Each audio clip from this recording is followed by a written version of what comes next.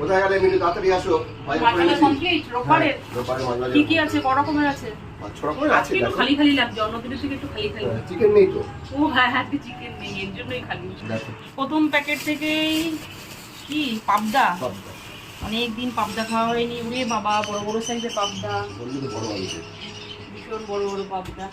তারপরের প্যাকেট থেকে বড় কাতলা, বড় কাতলা 13 কেজি ওজন। 13 কেজি ওজন, ছোট ছোট করে পিস করে এনেছো, ভালো হয়েছে। এত সুন্দর পিস করে এনেছো, মনে হচ্ছে ফিশ তন্দুরি করিয়েছো। তারপরের প্যাকেট থেকে পমফ্রেট।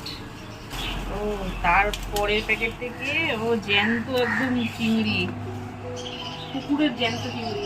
এই চিংড়ি খেতে হবে বড়া। ও পাকালও আছে এর মধ্যে। কটা আছে? দুটো তিনটে পাকাল আছে আর ভুটকি মাছ আছে। এই যে ভুটকি মাছ আছে। তারপরের প্যাকেট থেকে লোটে মাছ। এই লোটে মাছ আমার ভীষণ প্রিয়।